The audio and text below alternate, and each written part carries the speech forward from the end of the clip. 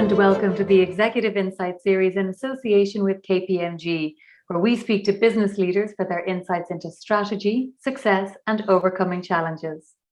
Today, I'm delighted to be joined by Steve Cutler, CEO of ICON and recent winner of the Business and Finance Awards Company of the Year. Steve, delighted to have you with us. Thanks, Sarah.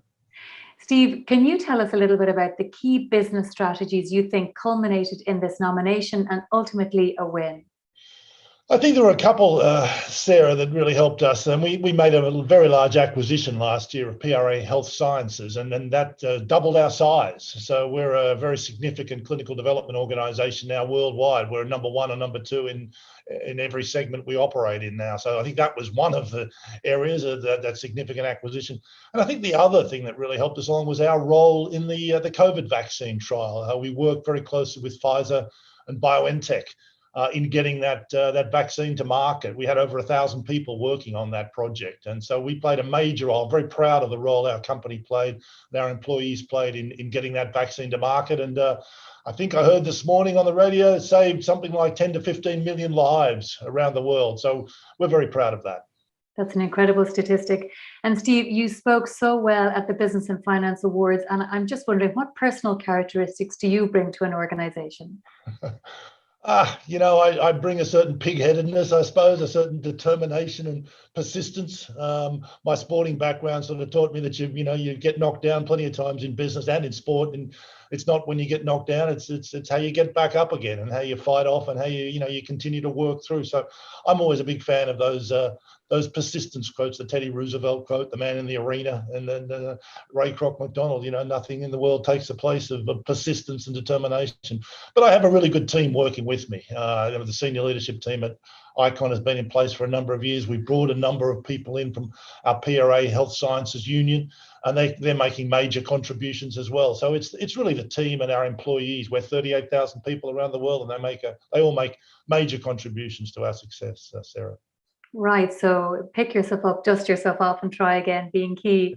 And I suppose, what other advice would you give to people who are driving for success? Oh, I think to challenge the status quo, challenge the norm. I mean, I tend to be a little bit of a contrarian. When everyone's saying go one way, I'll question whether that's the right way to go, and to challenge my people, my senior execs, to make sure that we've really tested out all options. I think that's a way to do it. I think you have a role as a senior leader in the organization to really test out and make sure that you're going in the right direction and challenge that norm. Are we doing it well enough? We think we're good. Are we as good as we think we are? All of those sorts of things I think are important. You also need to support your people, but you need to challenge them as well, and do that in the right way. Get that balance right, I think, is very important. Right, Steve. So not to be afraid to ask the difficult questions, I suppose. That's it. I mean, obviously, part of the answer is self-explanatory, but how has COVID changed your business? Oh, COVID's changed our business in very significant ways. The mRNA technology is giving us a whole bunch of new science that's coming through in terms of new drugs. HIV, I think, is the next opportunity around mRNA. But in our business, we're about the logistics and mechanics of running clinical trials, and the opportunity to do it in a more streamlined and efficient manner, with a risk-based approach, with a more decentralized approach, has really come out of the COVID pandemic. We pivoted on a dime in the middle of 2020 to work our clinical trials in a way that was much more virtual. And we've got to continue to do that. And we work in a conservative industry, so we need to challenge our customers in the right way. We're a service company, of course, so we have a role to challenge our customers and to make sure that they're developing drugs as effectively and as efficiently as possible. So the technology, the wearables, the ability for us to do trials in a much more effective and efficient manner, ultimately to get drugs to market faster, better, and cheaper, is, I think, what's coming out of the pandemic. Right. And Steve, you referenced the conservative industry there. What are the main issues you feel concerning companies in that industry?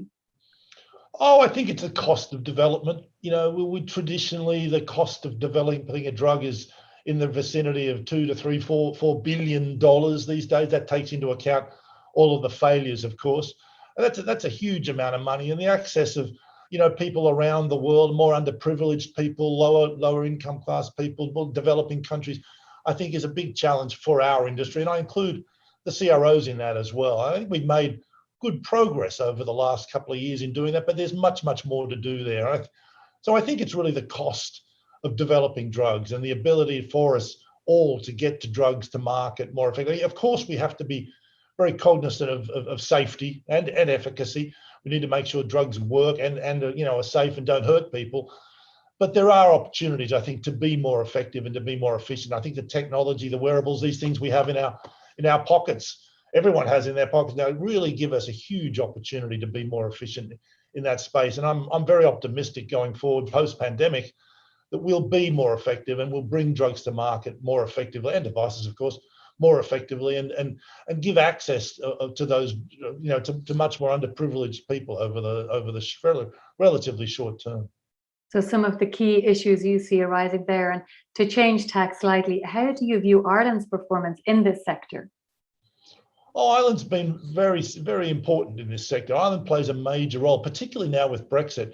Ireland represents the bridge between the US, where a lot of our customers are, a lot of the pharmaceutical industry is, and Europe, where a lot of patients are, and of course there's an inherent pharmaceutical industry as well. So there's a huge opportunity, I think, for Ireland post-Brexit to really be the pivotal, English-speaking center of the universe, really, in terms of pharmaceutical development, not just in pharmaceuticals, though, in many other areas. So Ireland's got a huge role, and I think a real opportunity, I think, going forward. We have a very well-educated workforce. I'd encourage, the government to continue with that. There are some great people in Ireland. We have a great team in Ireland. They're smart, they're educated, and they're motivated, and that's a real bonus and a plus for our industry, where we're sitting in the middle of the world looking to coordinate clinical trials around the globe. We're a global industry, no question about that. We don't do a lot of clinical trials in Ireland. We manage the company from Ireland, and we manage clinical trials from Ireland, and that's,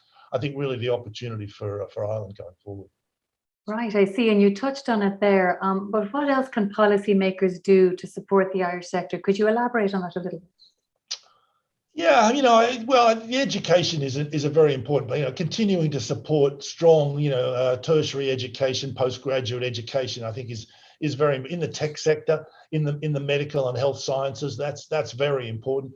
It's obvious the tax rate is a very attractive aspect of what the Irish economy offers, and I know the government has been defending that very strongly. There's obviously some discussions and continuing discussions and work going on in that space that I won't go into, but that's very attractive for international organisations. And ICON, we were founded here in Dublin, 32 years ago, and so we're a company that's benefited from that from the start. But that's an area I think that is very important for business. The certainty around tax rates and regulation going forward is very significant. Fantastic. Thanks, Steve. And I suppose just to bring it back to ICON for a minute, what do you see as some of the major opportunities for your business in the future? Oh, I think it's the move towards that more decentralized clinical trial is really where the opportunities lie, and the opportunity, as I said, to be more efficient and effective in getting drugs to market. We have the full integrated solution in terms of a health platform that allows us to recruit patients who are not necessarily always based at an investigator site. We can base them at home. We can see them at home. We can monitor them at home. We can monitor the data off-site. So that I think represents the biggest opportunity in our market going forward. The ability to use the technology that's ubiquitous now, with patients and within society, to more effectively, collect data and bring that data to a form that regulators want to see, and use it to support the safety and efficacy of new medicines, particularly in more rare diseases. Oncology also remains a very, very important area of where we develop drugs. It's about a third of what we do. But as our population ages, neurosciences, Alzheimer's, neurology is a very important area too, and it will be increasingly important as we all get older. So I think those are the areas that we'll be working in, and the technology, as I said, that's now available, I think gives us huge opportunity to develop in that area, and for ICON to develop, real differential advantage in that area. Some great opportunities ahead. Well, that's all we have time for. Steve Cutler, thank you so much for a fascinating interview and some incredible insights there. Thanks, Sarah. you.